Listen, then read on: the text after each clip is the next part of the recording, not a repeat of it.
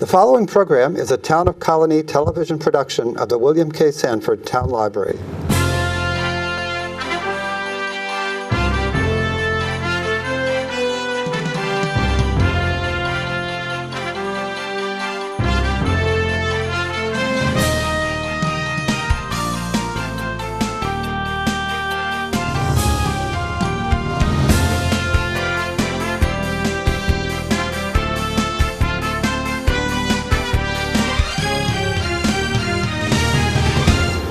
Hi, I'm Mary Rozak. Welcome to Albany County News. I'm the Director of Communications for Albany County. And in the next 28 minutes, we're going to talk about all that is great in Albany County. Everything you would want to know about historically, tourist-wise, or with some sports, what's going on, how you can find out, and all kinds of things that you probably don't even know. And joining me today is Jill Delaney, the President and CEO of Discover Albany. It's been a while, Jill. It has. It feels like ages. It has been ages. It really has. I mean, now you've been with Discover Albany now. What is it? Is it 4 years? May will be 4 years. Because I remember it seems like just yesterday when you were sitting in that chair talking about coming to Discover Albany and all the exciting things that were going to happen. Yes. Of course, COVID delayed a few things. Yeah, some of those didn't go on as planned. But there were some great things that did go on. I mean, I can think of, the at least one exhibit that I absolutely loved last year, and that was I know everyone says Michelangelo, the Michelangelo. Yes, that was a great piece. So there were some wonderful things that happened. Let's talk about, since you were last here, was pre-COVID. Right. Let's take a trip down bad memory lane into those that COVID time. Let's talk about what happened and how it impacted Discover Albany. Sure. I mean, everything came to a grinding halt. Yes, and at the absolute worst time for our county, for sure. We were in the throes of last-minute planning for hosting the NCAA Men's Division I basketball, the opening rounds of the competition. So the big game, the dance, right? Comeback, what we did all the renovations for at the arena and everything that we wanted to see. We were so ready, so many millions of dollars invested by so many parties, and we had, in partnership with the local organizing committee and the Capital Region Sports Foundation, we had been working with at least weekly meetings for months to get all the details together. And March 12th, we got the notice from the NCAA that it was going to be no fans, just players. We're like, all right, I mean, in the face of everything, we'll take it. Like, something's happening, and then of course the 13th, it was all over, right? Right. And all we could do was say, okay, well, we're going to just move on to the next thing. So I think that was the big kind of, kick in the gut that we all got right from the beginning. But of course, everything changed, and it wasn't just 2 weeks. Sure. I mean, I know we had the collective groan because it was, not only was it, devastating for the NCAA's not moving, but everything shut down. Yes. Financially, it was huge for Discover Albany and for all of our partners that had been building up to this. And there wasn't a lot of time to cancel orders, where restaurants were gearing up for hosting a lot of people and hotels were ready to welcome them. So, and it's the same story in every destination across the country and around the world. So we're not alone in this, but this is our experience. And Sure. It was hard, for sure. Well, we should remind everyone, because we work together a lot, and I know what Discover Albany is, and some people might be saying, okay, wait a minute, we're talking some sports, we're talking, about events and canceling food orders and things. Right. Discover Albany covers all areas of tourism, convention, all of that. Correct. So we are the Albany County Convention and Visitors Bureau. That's our official name, and have been for over 45 years now. We represent meetings and conventions. Our job is to fill our convention center and all the spaces that hotels have for meetings and events, to fill the hotel rooms. It's very important to our county that our hotels have good occupancy, which has obviously not been the case for the past couple of years. Sure. And also that drives a whole bunch of other business. So restaurants, our partners, our historic sites, our museums, our attractions, everything that could draw in locals or visitors falls under Discover Albany's purview and under our partnership. We're also the Film Commission, so we bring in a lot of, you've probably seen HBO in town a lot, or we've had a lot of great opportunities there. It does utilize a lot of the same resources as our conventions do, so it makes sense that it falls under our umbrella. Obviously, sporting events, filling the arena, filling sometimes the Capitol Center even. And we're going to talk more about some of the offshoots of this. For sure, there's a lot there. So let's talk about what happened next. Okay, so March 2020, everything done. Right. You have a staff. You have all kinds of events that are planned. How do you, at that point, when no one has a crystal ball and knows what's going to happen, how do you know how to plan? Even for the rest of let's go through what happened and how things happened, because I think some people are going to say, all right, well, tourism, that's not frontline essential workers. Right. What do you do and how did you do it? So, first of all, we did have some essential workers because we have a contract with Albany International Airport to run their information center. So we have a large number of part-time staff who work there, and we did not furlough them. Those who didn't feel comfortable working were able to take a step back. We didn't make anybody work, and we were able to scale down the hours as appropriate at the airport. But we had to make the decision that this was essential, because there were many times where you walked into the airport and really the only desk that was staffed was our information desk. The airlines were struggling, everybody was. So it was essential that they be there, and we kept that open. We only furloughed our visitor center staff because obviously there were no visitors, and we knew that right away. We just need to make the call, but it was a big learning curve for our operations staff figuring out, we've never furloughed anybody before. We really never had to let staff go. So it's been, that was just a whole bunch of figuring it out. But the core staff that we have that works full-time for Discover Albany and our operations, our sales, our marketing, we said, there are things we can do. Our jobs are going to look really different, but unless the money runs out and we can't keep you guys going, we're going to just change our job. And the sales team, I said, sometimes your job is just going to be somebody's therapist. Call, check on the hotels. How are they doing? What do they need? Just be the ear that they need. And so it was really just a process of every week we'd meet and we'd say, obviously virtually, we had to learn a lot of virtual tools and get everybody set up at home. Right. Zoom is like the four-letter word that everyone knows now, right? And that's a good four-letter word. Right. So we would just figure out, okay, what's the priority? What is the need for our members? And our members, we call them partners. We paused our partnership dues. We said, nobody pays. We're going to give you the year off. It's important for our revenue stream, but they didn't have it. And we didn't want to stop serving them. So we just opened up partnership to any organization in Albany County that wanted to be part of what we were doing. And that really impacted what we were able to do throughout the pandemic. So instead of us trying to talk about reasons for people who don't live here to come here, which of course there was still some of that as things slowly opened up, we were able to welcome visitors, and there were some appointment-only attractions that they could do. But it was to say, all right, we're going to make the focus really on what people who live here can do, because the whole world had changed. And so that was the best way that we could serve the residents of Albany County, the taxpayers, and the businesses that were still making some effort to be open and able to do so. So for many people, it turned into one of the longest staycations, really, as some of them were, some folks were able to still work, but being at home and then being able eventually to go out of the house. Right. But where do you go? You've got that pent-up energy. You want to do something, and yet you need to stay close to home. Yes. It took some creativity. We implemented 518 Tulip Tracker because Tulip Fest had been canceled last year and the year before. And obviously that was a big blow to the city and to the residents and nearby, just the drivable distance to Albany. So we came up with some creative online ways to engage and do driving tours and safe opportunities to explore and also share on social media their own spring flowers. And that has actually done so well. It's one of the many things that we added during COVID that isn't going away. It's one of the challenges we have is figuring out what stays, what goes, how we can balance all the new while we're bringing back the old. Sure. But that was a really fun and very popular program, so much so that nobody wants to see it go. So that's one of the successes.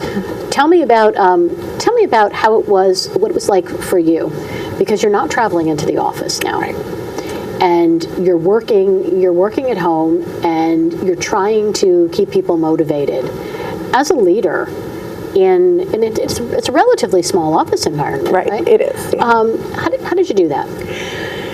It was a lot of individual conversations. I think for me, I don't mind working from home. I thrive in the office. I love being with my coworkers. We're a really great team. But I had previously worked remotely for 3 years, so in a different tourism function in New York State. So it was not foreign to me. It was just a matter of setting up the home office again. But for the rest of them, I was able to, okay, this is how we're going to do it. What do you need? All right, we need a different phone system. Obviously, we need our phones to ring to our cell phones, and we hadn't made that conversion. So finding out what technology each individual staff member needed in order to be successful was, the priority number one. And from there, it was just regular contact, and we started using basic office tools that a lot of companies use. We started using Microsoft Teams so that instantly we could be in touch with each other and find out who's dealing with what. And I think the tough part, and maybe it's not tough because I'm generally an upbeat person, I just had to stay positive. And, and as much as there were times that the staff was concerned that we might have to furlough them or, just cut down hours or whatever, I just kept saying, I will not do that unless it's a last resort.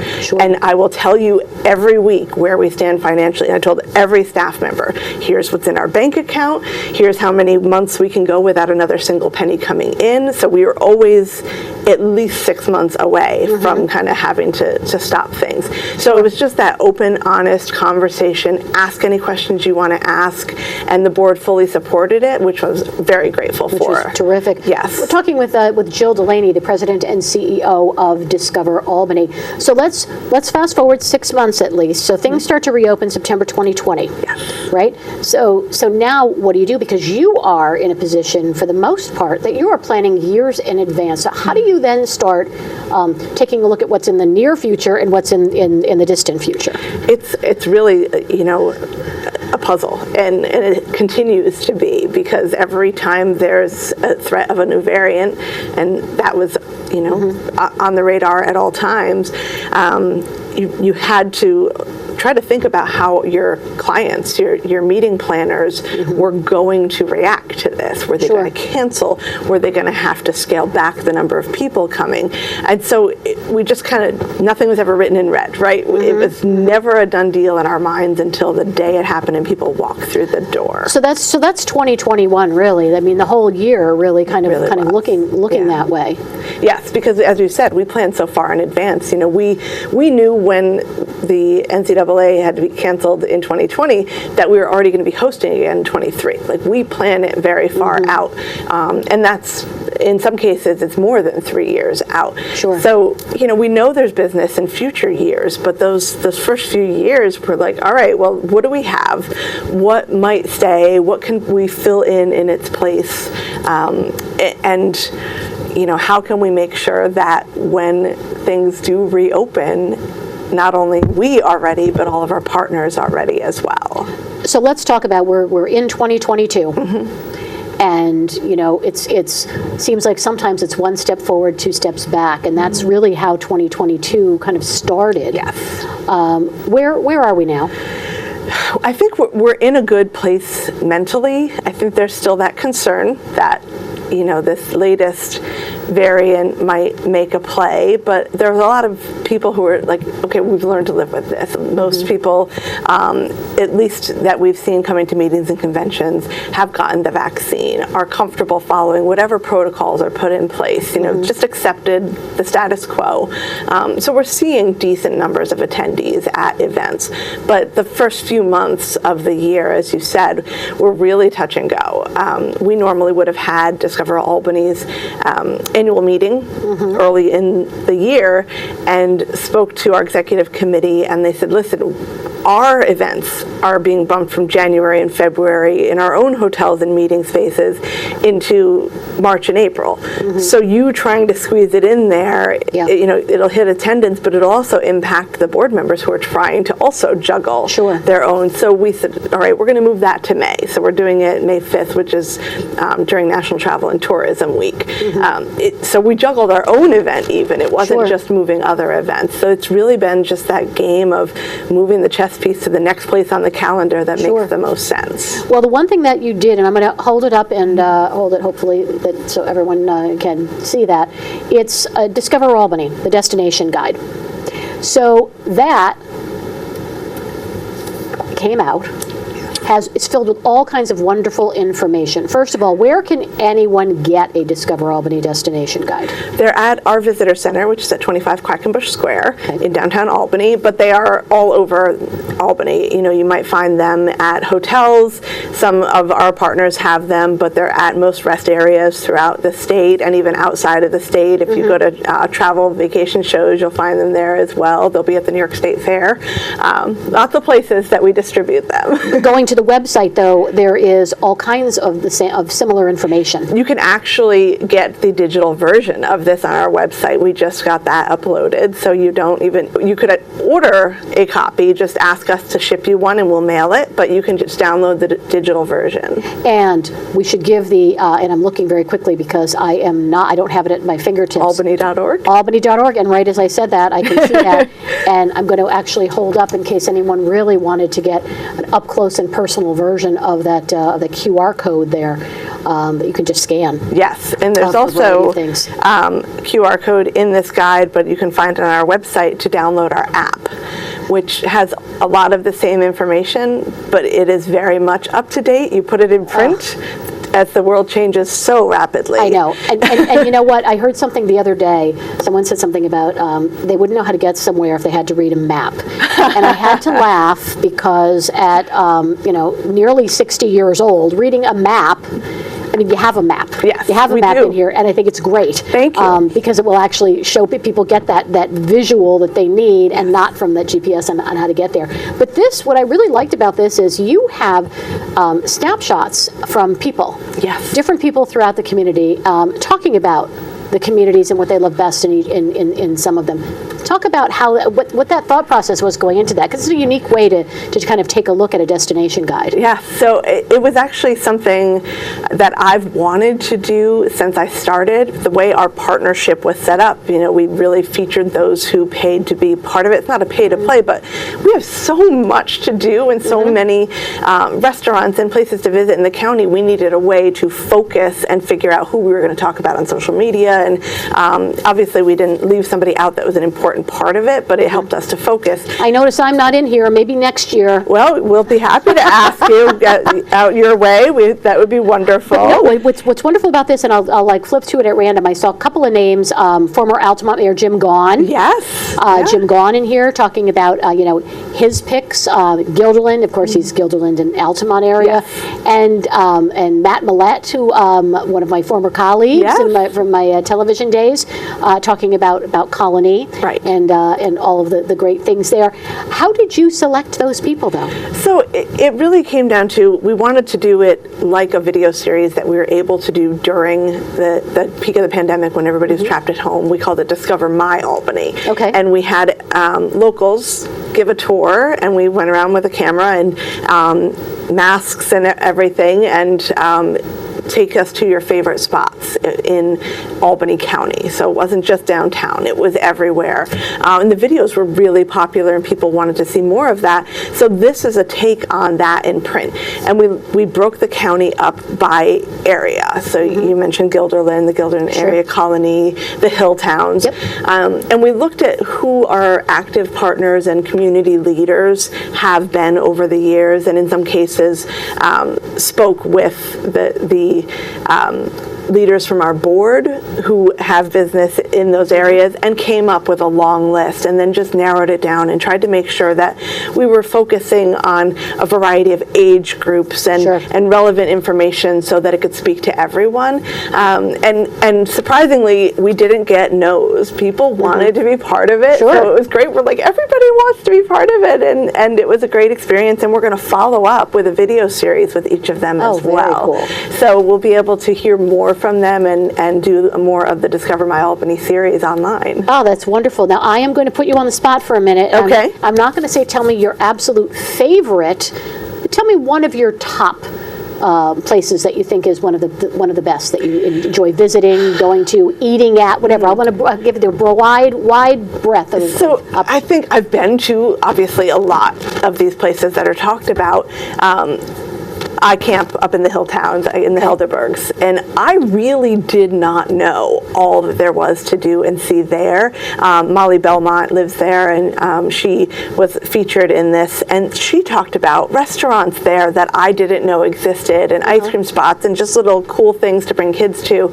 And that's what fascinated me. I'm like, I learned so much looking through this. So, being able to take this with me when we go camping in the summer with our own family. I know you've got a little insider's guide, right? Exactly. So it's not about the one thing. It was about all that I learned myself, and my staff too. We started putting tabs on pages of what we wanted to do ourselves. So it was cool. Do you hear? I'm sure you keep track of at the Bureau. You keep track of some of the most popular spots or the most questions that come in about certain places. Yes. What's top of the list when people are reaching out, calling, emailing?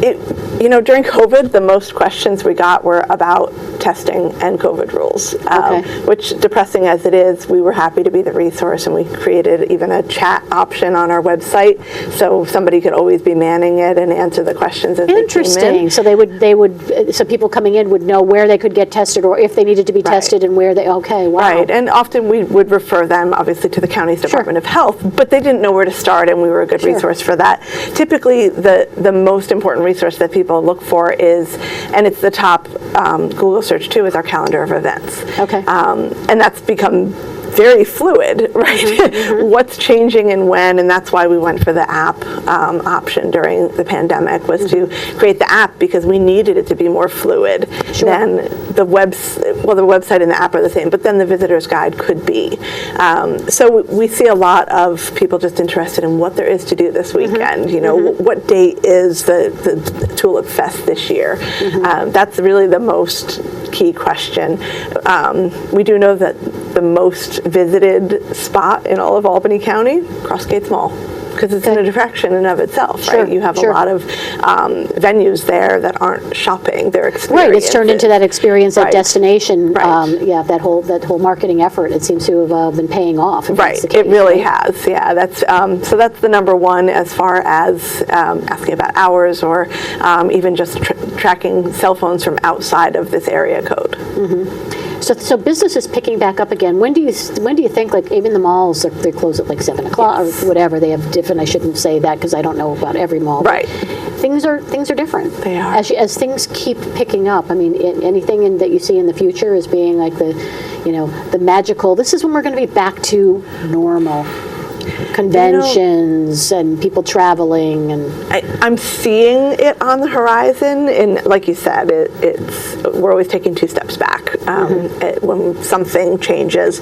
I've been going to conventions since last summer, flying, going to tourism-related conventions. I'm heading out to the West Coast on Sunday even, and those people are going, but they're tourism people. They're travel-minded, and they're full. They're very popular events. So it depends a bit on what type of event it is.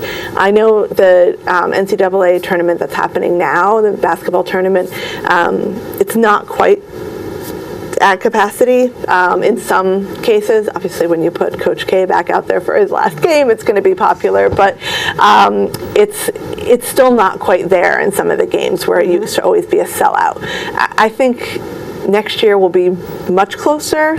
24 is probably, at least that's the target that's been consistently, this will feel the most normal, is 2024. And we're hoping sooner. Sure. Let's talk about something that that you brought up, and we have a little bit of time, but that you brought up at the beginning. We were talking about the Film Commission. Yes. And the formalization now, finally, as we're recording this, finally the formalization of commissions that have really been in operation now, but haven't been called operational. We have now the Albany County Sports Commission and the Film Commission. Yes. We've seen a lot of activity with movies and things, even during COVID. Yes, it was great. I mean, our hotels, our caterers, our businesses nearby, anything that was being filmed, clearly benefit when this comes in. It's about $150,000 a day of economic impact when a film is, or a TV show is in town. And so that was really, a life preserver for a lot of our businesses. And the fact that we have over the years built up such a great reputation with HBO, with Disney, Marvel Studios, so many, Showtime does a lot here. They call Deb Gedeke, our film commissioner, first. What do you have that is Victorian era building? It's just like, well, it's not a lot in Albany County, but we can give you hotels and we can get your catering and put you over in touch with Troy Film. And obviously that worked, and we've got the Gilded Age, an incredible series. But we had White House Plumbers. We did. We had White House Plumbers. We've had a lot of business with Successions. If you watch that show, I love watching it because I get to see inside the Capitol and they're pretending they're in D.C. So it's been a great experience for us. It gives residents, obviously, a sense of pride when they see things that are familiar to them, and like, that's where I live. We're really good at masquerading as Washington, D.C. because of the architecture that we have at the Capitol, because of the elevated highways that we have. Well, that's film. Let's talk about sports, because you talked a little bit about some of the things that we had going on at the MVP Arena. And one of the things, though, that changes is when you become a commission, it allows you to do some different things and get some different kinds of money. Right. And the main goal there is to really formalize what we're doing. We've been acting as the Sports Commission. We work in conjunction with all of the arena. Obviously, MVP Arena is a big partner, but the universities have facilities that they don't use year-round. Sure. So UAlbany, for example, we work with them when they want to host a professional lacrosse tournament, which draws a ton of people into the area, and they stay in our hotels and they eat in our restaurants. And then the university gets some revenue that they wouldn't have gotten otherwise, and that can help them with maintaining their facilities. So there's a benefit for everybody. Bringing those leaders of the facilities that host sporting events or could host sporting events to the table as a member of the commission really gives us an opportunity to take Albany County as a big picture. What can we host? When should we be looking to do it? Where should we put everybody when they're in town so that the sports are in one building and film is in another? And it really does, putting that stamp of we are the official sports commission gives those planners for sporting events a resource. They know who to call now. So we're embedded. We have the film and the sports. Right. Both commissions right with Discover Albany. Yes, and we're thrilled.